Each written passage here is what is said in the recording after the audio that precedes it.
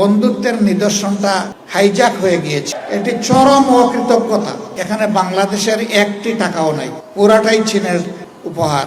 একটা দেশ ভালোবাসার জায়গা থেকে আমাদেরকে উপহার দিয়েছে, আর তাদের নাম নিশানাই মিটিয়ে দেওয়া হলো। পবিত্র ঈদ উল ফিতর উপলক্ষে চীনা দূতাবাসের দেওয়া খাদ্য উপহারকে এবার নিজেদের বলে চালিয়ে দিয়েছে বাংলাদেশ জামায়াত ইসলামী। এরপরই সোশ্যাল মিডিয়া থেকে রাজনৈতিক অঙ্গন সবখানে চলছে সমালোচনার ঝড়। নেটিজেনরা বলছেন এটা রাজনৈতিক শিষ্টাচার বহির্ভূত ও নৈতিক অবক্ষয়ের সবচেয়ে নিম্ন স্তরের কাজ, যা জামায়াতকে রীতিমতো একটি লোভী দল হিসেবে আরেকবার দাঁড় করিয়েছে জনতার সামনে।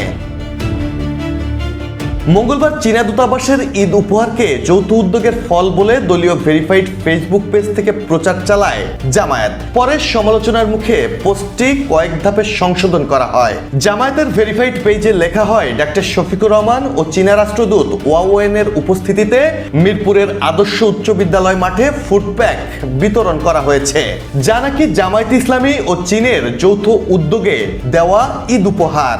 কিন্তু বিপত্তি বাধে ঢাকায় নিযুক্ত চীনা দূতাবাস যখন একই খাদ্য বিতরণকে চীনের উপহার উল্লেখ করে পোস্ট দেয়। তারা লেখে, ঈদ উল ফিতর উপলক্ষে ঢাকার বাসিন্দাদের জন্য বিতরণ করা খাদ্য সামগ্রী চীনা দূতাবাসের। বিতরণ অনুষ্ঠানে শুধুমাত্র অতিথি ছিলেন জামায়াত আমির শফিকুর রহমান।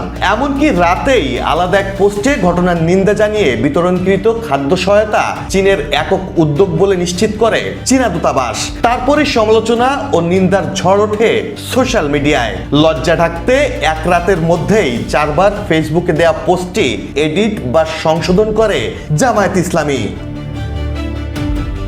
জামায়াতের এমন নৈতিকতা বিবর্জিত কাজের সমালোচনা করে আল জাজিরার প্রবাসী সাংবাদিক জুলকারনাইন সায়ের জামায়াত ও চীনা দূতাবাসের ফেসবুক পোস্টের স্ক্রিনশট শেয়ার করে একাধিক পোস্ট করেছেন, যেখানে তির্যক সব মন্তব্যে রীতিমতো জামায়াতকে তুলোধুনো করছেন নেটিজেনরা। কেউ আক্ষেপ করে লিখেছেন, আহা সৎলোকের একই অবস্থা, জান্নাতি কৌশল। কেউ লিখেছেন, পোল্টিবাজিতে নোবেল দিন।